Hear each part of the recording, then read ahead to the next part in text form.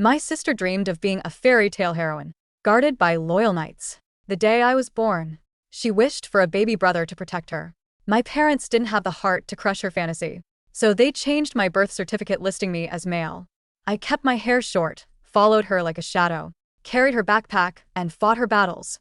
Yet I could never shake the suffocating injustice.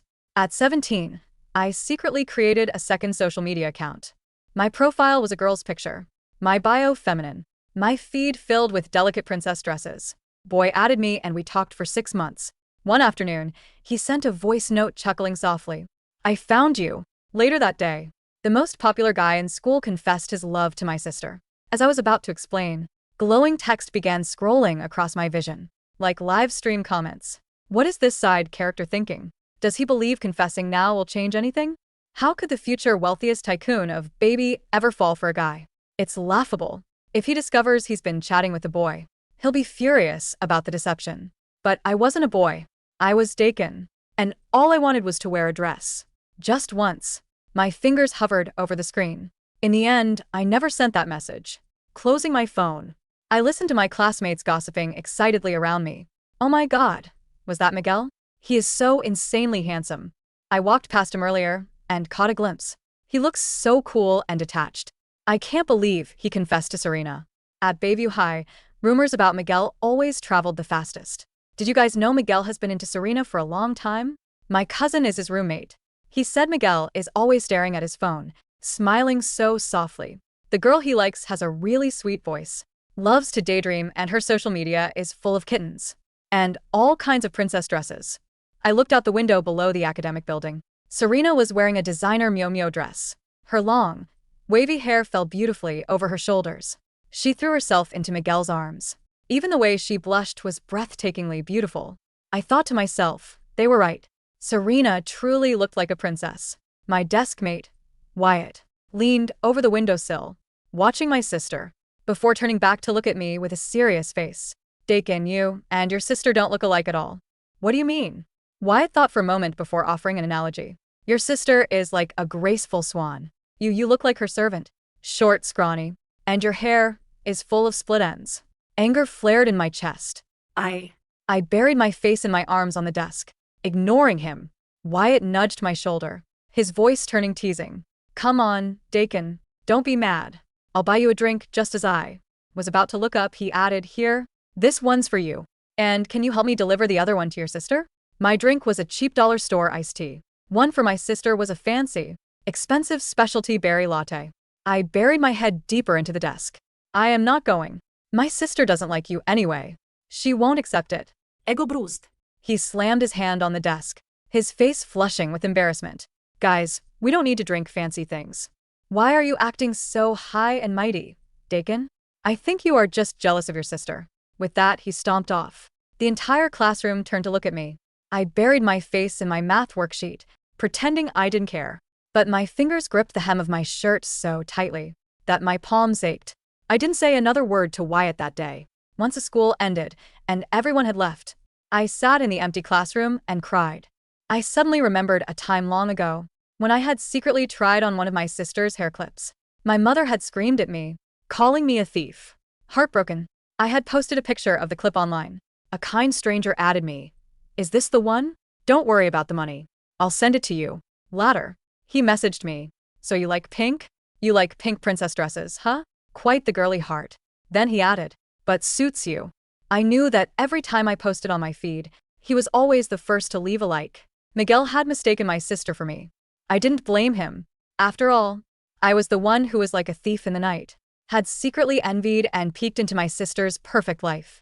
After that day, I logged out of the secret account and never opened it again. During breakfast, my mother gave me her usual reminder. Your sister is having bad cramps today. As her brother, you need to take good care of her. I chewed slowly on my toast. I will. Serena was 2 years older than me. A senior, or classrooms were far apart. I carefully filled a thermos with warm chamomile tea and stirred in some honey. The moment the bell rang, I ran over to her building. By the time I arrived, sweating and out of breath, my sister had just gone to the restroom. I set the warm tea on her desk. After a moment's thought, I slipped a few chocolates next to it. Suddenly, a boy with dyed red hair blocked my path, raised an eyebrow, and leaned against the desk. He looked me up and down with a sneer. What class are you in? Don't you know Serena has a boyfriend? I didn't know this guy, and I didn't want to start any trouble. But before I could even open my mouth to explain, he snatched the thermos and threw it to the ground, splashing the tea everywhere. I've been watching you for a while now. Every single day, you carry Serena's bag, run errands, and buy her drinks, trying so hard to kiss up to her. Do you really think you are on her level? He pinned me against the wall, his tone dangerously casual. He was too close.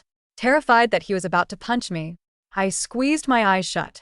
That is enough, Asher. Don't push it. A cool, detached voice sounded from nearby.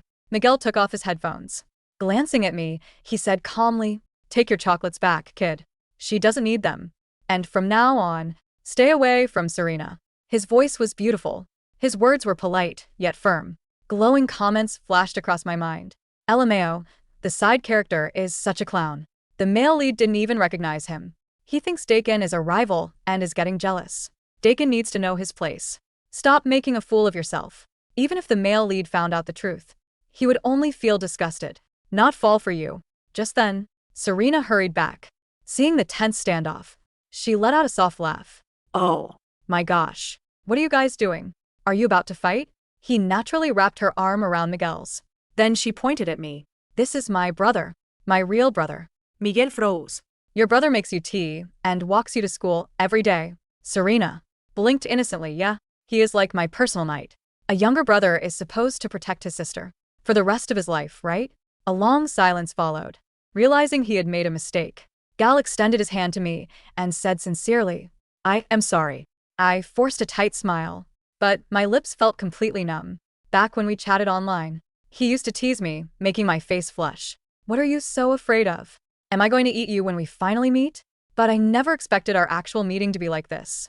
And all he had to say to me was a cold, polite apology, perhaps out of guilt for the misunderstanding. Miguel had someone deliver some things to me a few days later. A few days later, it was a stack of thick, neatly organized study guides and hard-to-find practice exams. Asher dropped the materials onto my desk with a lazy shrug. "Miguel put these together. He is always top of the class. This note should help you with the upcoming midterms." Seeing my hesitation, Asher slung an arm around my shoulder. "Come on, don't hold a grudge. We were out of line the other day. Just don't go bad-mouthing us to your sister."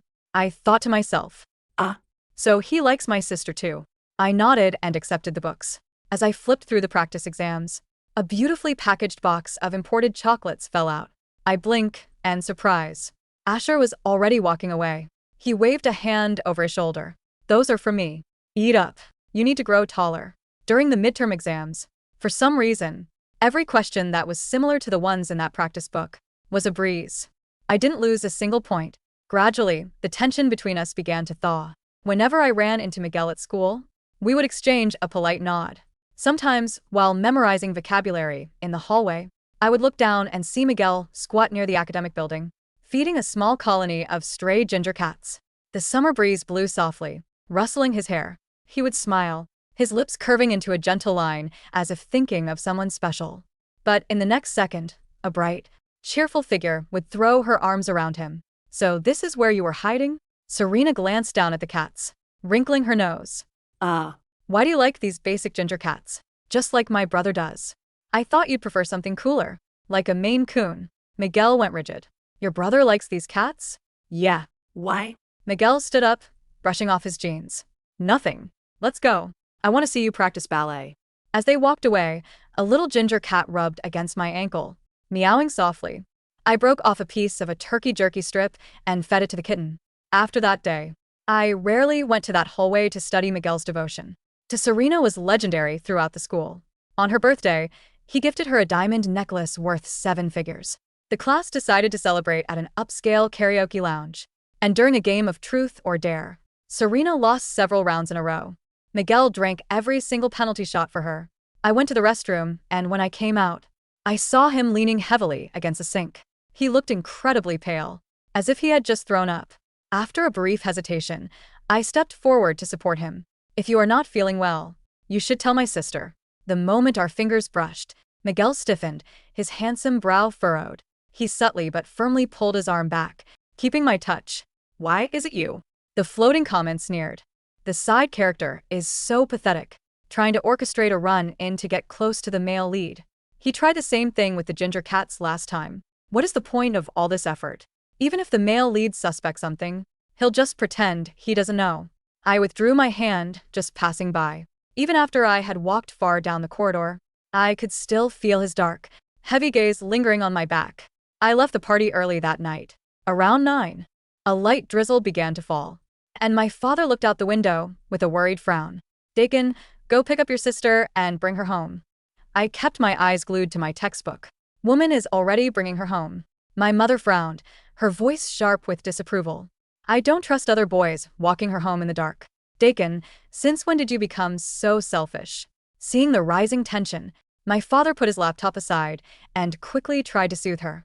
I silently put on my raincoat, grabbed an extra umbrella, and walked out into the damp night. Perhaps Serena had stayed out too late. By a stroke of terrible luck, we were cornered by a group of local street thugs in a narrow, dark alley. "Dakin, what do we do?" "I am scared," Serena whimpered, her voice tiny and trembling. I didn't tell her that I was terrified, too, but I dropped my backpack anyway. "Serena, when things get messy, run toward the main road. Don't look back. It was supposed to be this way, wasn't it? When I was a child, and a plate was broken, I was the one who took the blame. Every teddy bear my parents bought was handed to her. When there was a massive spider in her wardrobe, she would scream and call my name, and I would swallow my own terror to kill it for her. From the moment I could understand words, the phrase my parents repeated most was, 'You must promise to protect your sister. You are the man of the house. Serena has a congenital heart condition. She is so fragile.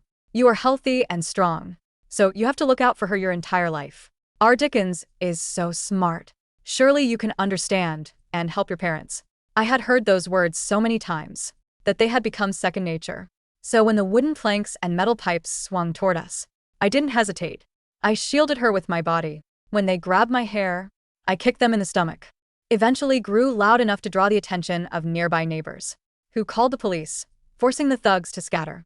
Wiping the blood dripping from my forehead, I reached out to pull my sister up.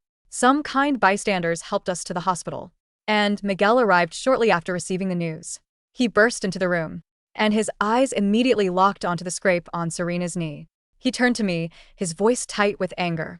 "Dakin, why couldn't you have been more careful? She is hurt. Is this how you protect your sister?" His anxiety made his aura incredibly cold and oppressive. Serena sobbed, shaking her head to defend me, but she was crying too hard to speak. "Hey, Miguel, calm down." Asher stepped in, patting his shoulder. "Duncan is hurt, too. Look at his forehead. It is still bleeding. You can't blame him for this." Only then did Miguel notice the white bandage wrapped around my forehead.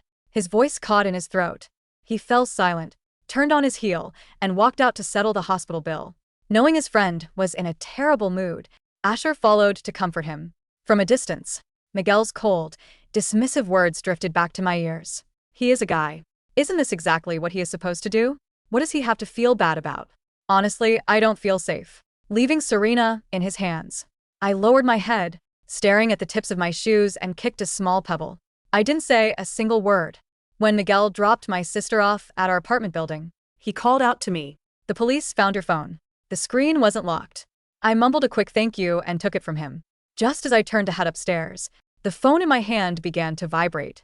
I froze looking down at the screen. Standing under the dim street lamp, Al slowly lowered his own phone from his ear. "It really was you." We stared at each other through the hazy drizzle. There was no sudden joy of discovery, no regret for the misunderstanding. His face was as flat and cold as still water. As he slid a card toward me, "Dakin, let's just pretend this never happened, okay? I don't want anyone else to know. Honestly, it is pretty disgusting." The freezing rain beat down on my face. It was so humiliating, so painful that it made me want to weep. With all the strength left in my body, I snapped the card in half, threw the pieces at his chest, and ran upstairs. The flight of stairs felt like an endless vertical tunnel, cold and smelling of damp concrete. My lungs burned with every breath, the sharp sting of the rain-drenched air mixing with a metallic tang of blood dripping from my forehead. When I burst through the front door of our apartment, the warmth of the hallway heater hit me like a physical blow. My mother was already standing there, holding a dry, plush towel. She didn't look at the dark, oozing scrape near my hairline, nor did she notice my shaking hands. She pushed past me, looking out. into the corridor. Where is Serena? Her voice was sharp, laced with an immediate, defensive. Anxiety. Did she get wet? Dakin, I told you to take the large umbrella. Why are you back alone? She's downstairs, I whispered. My voice sounded thin, like paper left out in the wind. Miguel brought her back in his car. She's dry. My mother let out a long, audible sigh of relief, the tension leaving her shoulders. Only then did she turn her gaze to me. Her eyes lingered briefly on the bloody bandage on my forehead, then traveled down to my muddy shoes. Go take those off. You're tracking dirt all over the hardwood, she said, her tone softening slightly, but carrying that familiar, dismissive weight. And go. Wash your face. If Serena sees you looking like a mess, she'll start worrying. And, stress is bad for her heart. I stood frozen in the small entryway. My forehead is split open. I wanted to scream. I fought 3 grown men to keep them from touching her. I took a metal pipe to the shoulder, but the words remained trapped behind my teeth, heavy and suffocating.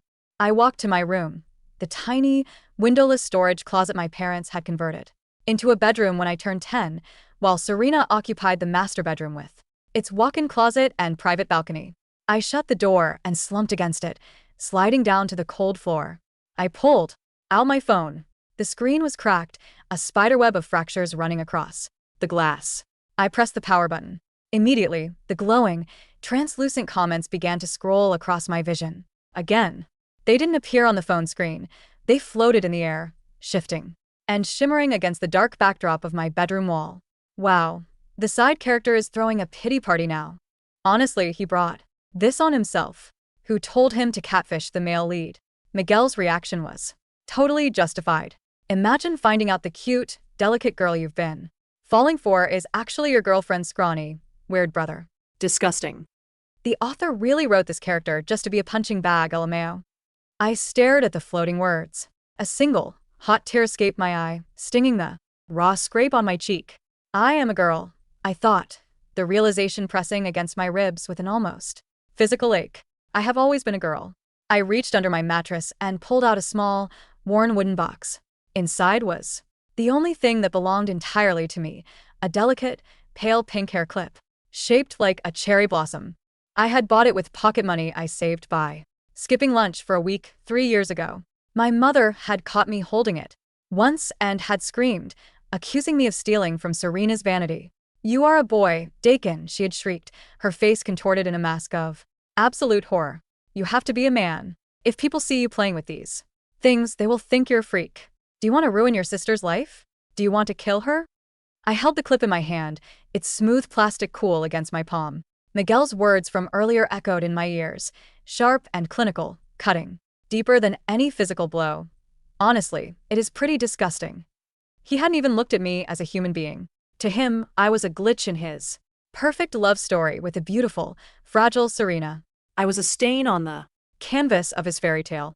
I stood up, walked to the small vanity mirror, and stared at my reflection. My hair was short, chopped unevenly by my mother's kitchen shears every month to keep me looking boyish. My shoulders were hunched, a habit born from years of trying to make myself look smaller, trying to hide the soft curves that my binder couldn't fully flatten anymore. Slowly, I reached up and clicked the pink cherry blossom clip into my short, messy hair. For a split second, in the dim light of the storage room, I saw her. Not Dakin, the loyal knight, not Dakin the servant, but a girl. A girl who deserved to wear dresses, who deserved to be loved, who deserved to exist. With a sudden, quiet resolve, I took the clip out and placed it carefully back in the box. I opened my phone, went to the settings of my secret social media account, and hit deactivate. I was done pretending. I was done chasing a ghost. If the world insisted on treating me as a side character in Serena's story, then I would simply walk out of the book. The shift didn't happen overnight, but it began with a quiet, stubborn refusal. The next morning, the rain had stopped, leaving the streets of Bayview damp and smelling of petrichor. At the breakfast table, my mother placed a heavy, insulated flask in front of me. Serena's throat is dry today, and her joints are aching because of the damp weather, she said, not looking up from her tablet as she scrolled through a luxury catalog.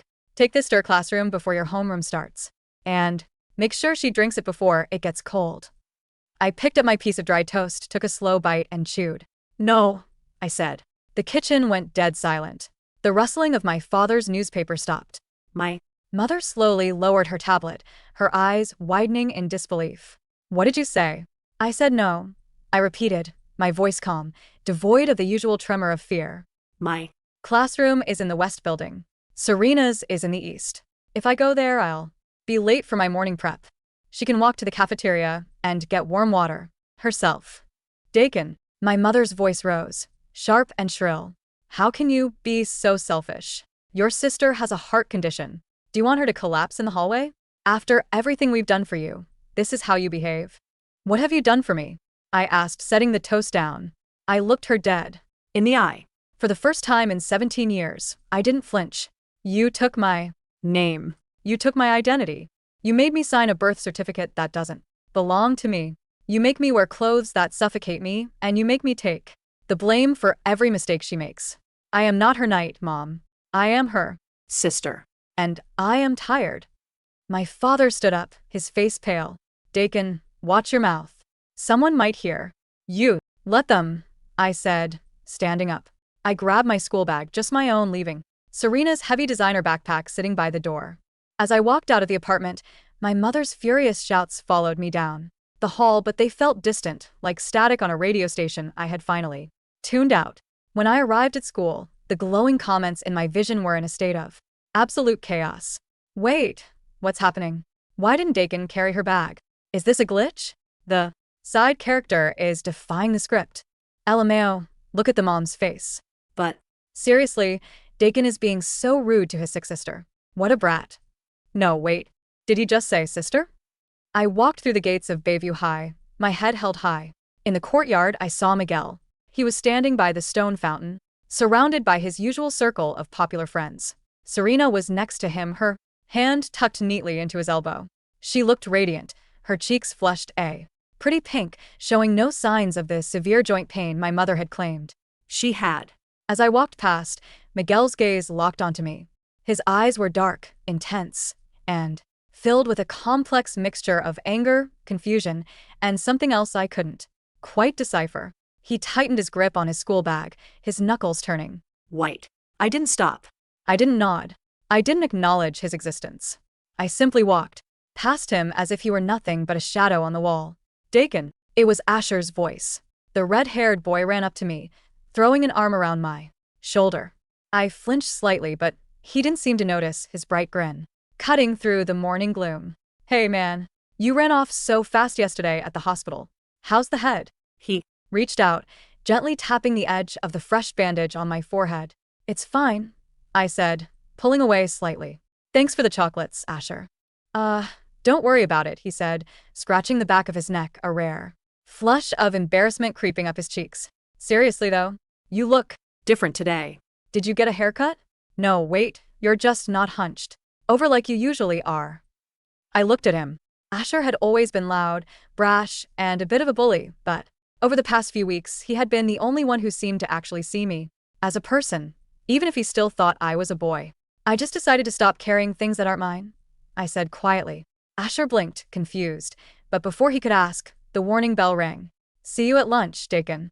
He called out as I turned toward the academic building. Throughout the morning classes, I felt a heavy, persistent gaze on my back.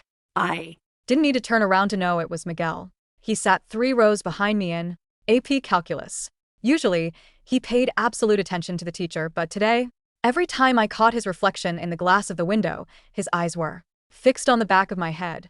The comments in my vision were shifting, the text flickering rapidly. Why is Miguel looking at Dakin like that? The male lead looks so distracted. Is he still mad about the catfish thing? Wait, the plot is drifting. Miguel is supposed to be writing a love letter to Serena right now. Something is wrong with the side character. He's too quiet. I smiled to myself, pulling my notebook closer. Let them wonder. The script was cracking, and I was the one holding the hammer. 3 months passed. 3 months of quiet, systematic rebellion. I stopped cutting my hair. The choppy, boyish locks grew out into a soft, textured bob that framed my face, softening my jawline. I stopped wearing the tight, suffocating binders, replacing them with loose, comfortable sports bras that allowed me to breathe.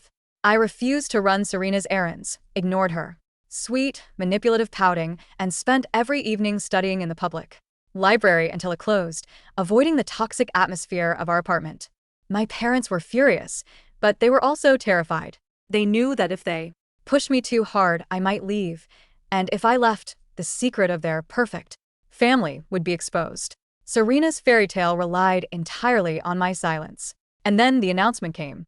Bayview High's annual Autumn Gala was the biggest social event of the year. A formal charity banquet hosted by the school's wealthy alumni, including Miguel's family. For weeks, the hallways were filled with talk of designer dresses, luxury suits, and grand romantic gestures. Serena, of course, was the center of attention. She Had already boasted to her friends that Miguel was buying her a custom-made dress from a French couture house. The evening before the gala, my mother walked into my room without knocking. She Tossed a stiff, dark blue rental suit onto my bed. "You'll wear this tomorrow," she said, her voice cold and commanding. "You will. Stand by the entrance and wait for Serena to arrive with Miguel. If she needs her heels changed or her shawl carried, you'll be there. Do not make a scene. Dakin. This is a big night for your sister." I looked at the cheap, scratchy suit. It was the physical manifestation of the cage they had built for me. "I won't be wearing that," I said softly. My mother laughed, a harsh, dry sound. "You don't have a choice.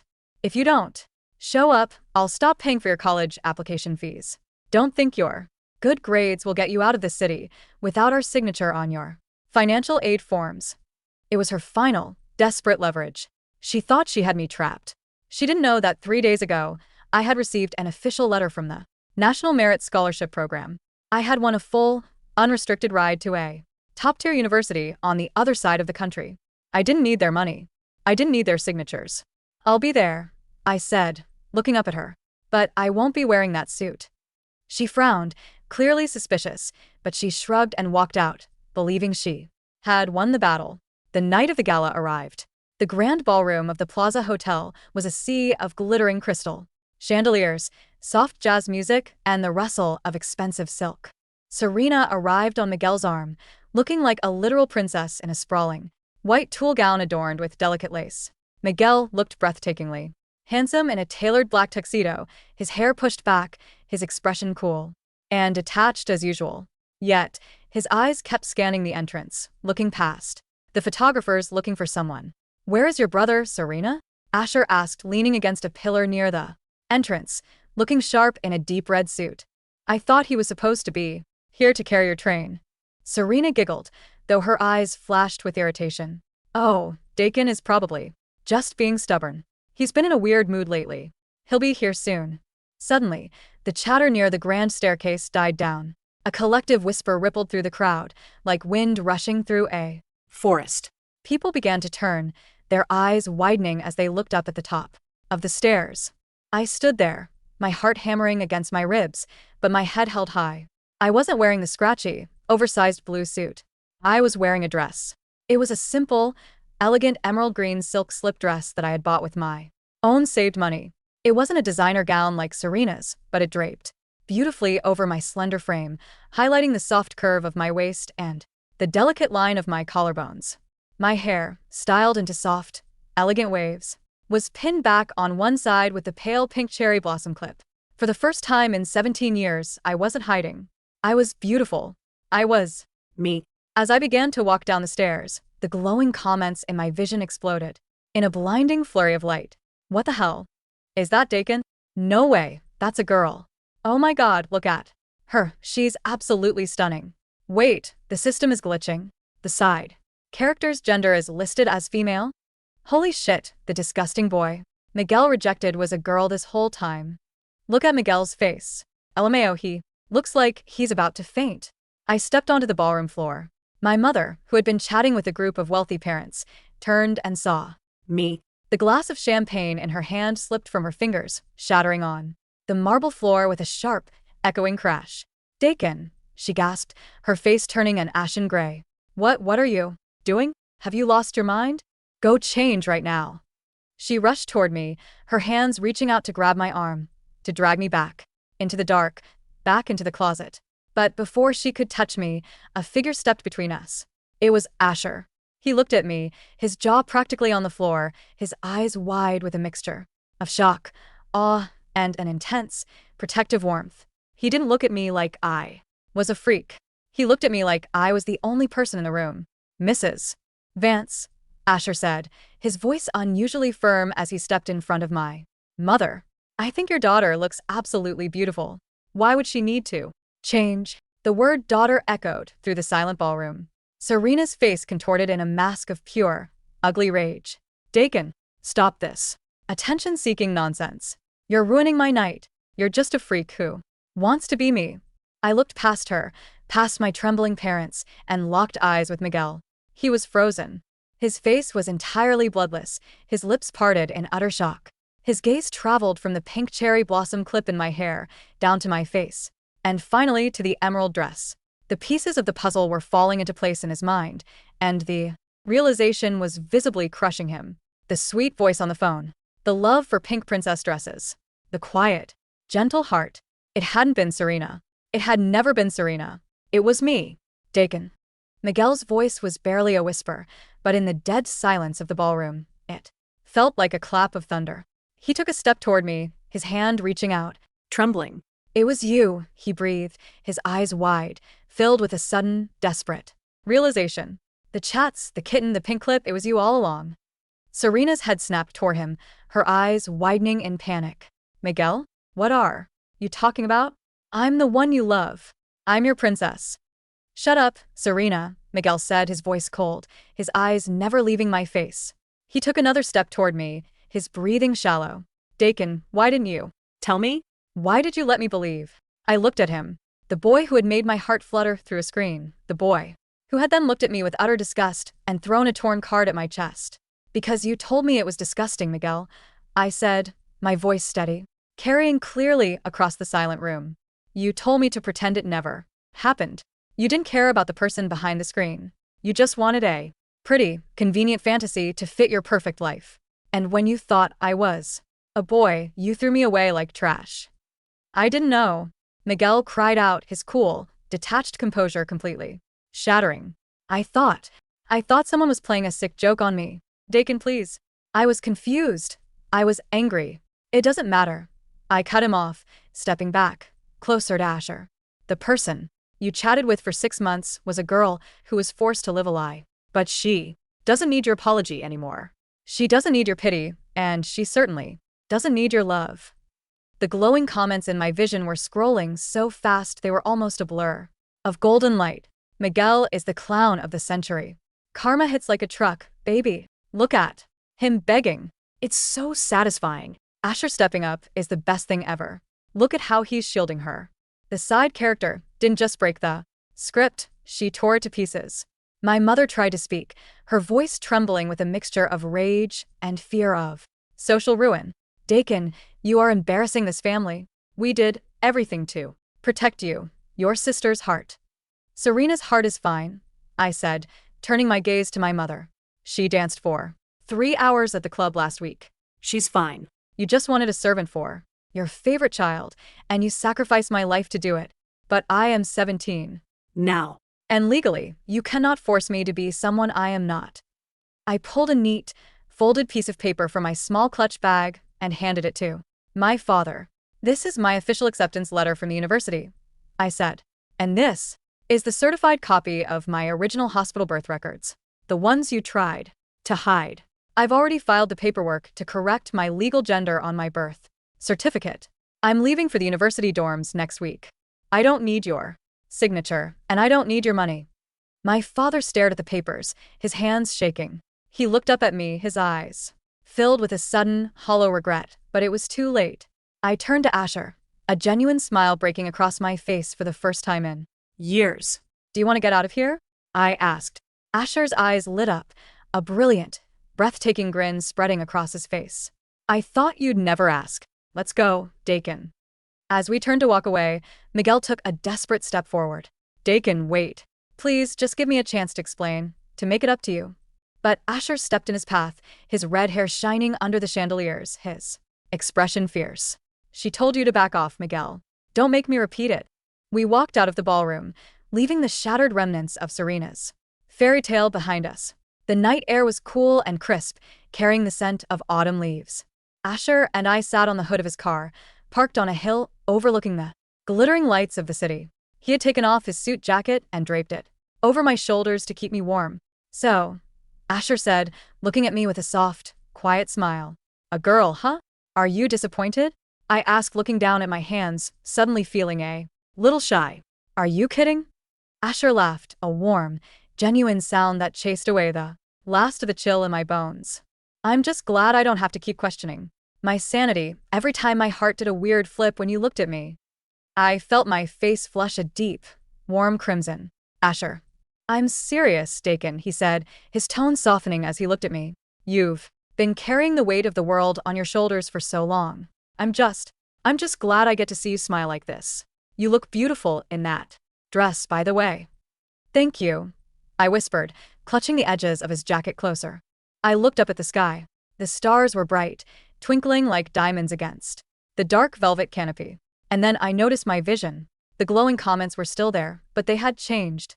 They weren't mocking me anymore. The harsh, critical voices of the readers had softened into something beautiful. "She did it. She really did it.